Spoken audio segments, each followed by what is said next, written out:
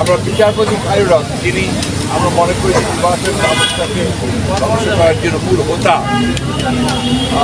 তত্ত্বাবধায়ক সরকারের মার্কেট করার মূল সহায়ক ছিলেন, তার বিরুদ্ধে আমরা আমরা লক্ষ্য করেছি যে প্রশাসন থেকে দুর্ভাগ্যজনকভাবে এই প্রায় 2 মাস হতে চলেছে, আগামী 8 তারিখে 2 মাস হবে। এখন পর্যন্ত গত সরকারের আমলে, অর্থাৎ আইসি সরকারের আমলে যারা তাদের দোষর হয়ে কাজ করেছে, তাদেরকে সহায়তা করেছে এই লুটপাট, অনাচার, অত্যাচার, মানুষের উপরে নির্যাতন ব্যাপারে, গণহত্যার ব্যাপারে তাদের অনেকেই, বেশিরভাগই এখন পর্যন্ত বহাল তবিয়তে তার 600 জায়গায় বহাল আছে। এদেরকে অবিলম্বে তাদেরকে সরিয়ে নিরপেক্ষ ব্যক্তিদেরকে আমরা বলেছি। আমরা বলেছি যে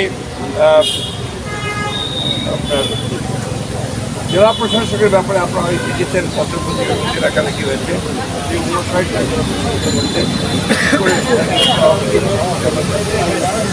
সঙ্গে যারা অভিযোগ করেছে তাদেরকে করে দেওয়ার জন্য আমরা নতুন কথা বলে আমরা চুক্তিভিত্তিক কিছু নিয়োগ বাতিল করার আমরা বিশেষ করে অন্তর্বর্তী সরকারের মধ্যেও 2-1 আছেন যারা অন্তর্বর্তী সরকার এবং গণঅভ্যুত্থানের দলের যে স্পিরিট সেটাকে ব্যাহত করছে, তাদেরকে কথা বলে। আমরা যারা পদোন্নতি বঞ্চিত হয়েছে 15 বছর ধরে, সেই সঙ্গে পার্বত্য চট্টগ্রামে যে ধরনের অস্থিরতা চেষ্টা করা হচ্ছে সেটাও আমরা কিন্তু আমরা বলেছি যে পার্বত্য চট্টগ্রাম আমাদেরকে আরও গভীরভাবে দেখে সেখানে কারা এই ঘটনাগুলোর সঙ্গে জড়িত তাদের বিরুদ্ধে।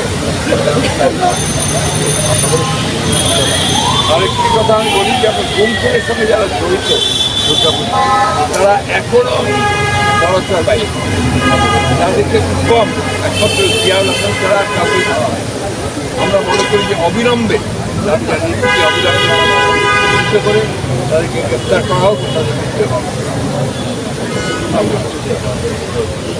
এবং জাতিসংঘের একটি দল এসছে এখানে, কিন্তু দুর্ভাগ্যজনকভাবে সেই দলটিকে যারা সঙ্গে জড়িত আছেন এই বিভিন্ন ডিপার্টমেন্টের, তারা তাদের বিশেষভাবে সহযোগিতা করছে।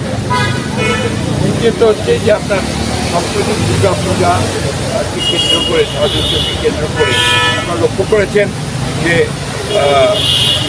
সনাতনী ধর্মের কিছু মানুষ, সবাই না, কিছু মানুষ তারা কিছু অত্যন্ত পরিকল্পিতভাবে জনগণেরকে শিখে দিচ্ছে বাংলাদেশে, তারা অপপ্রচার চালাচ্ছে, তাকে হিন্দু কমিউনিটির উপরে এই ধরনের কথাবার্তা তারা বলতে পারছে, যেটা সর্বৈম সেটা মিথ্যা, সবাই জানেন।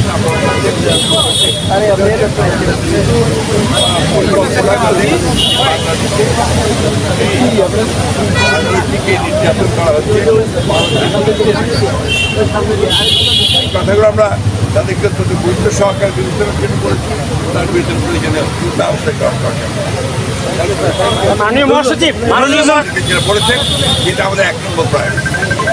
নির্বাচন অনুষ্ঠান তাদের 1 নম্বর প্রায়োরিটি। উনি ফিডব্যাক কি দিয়েছেন স্যার আপনাদের এই দাবি ব্যাপারে? উনি ফিডব্যাক কি দিয়েছেন? অত্যন্ত সহযোগিতার সঙ্গে তারা দেখছেন, তারা মনে করেন আমাদের জনগণের দাবি, আমাদের দাবিগুলো তাদেরও দাবি।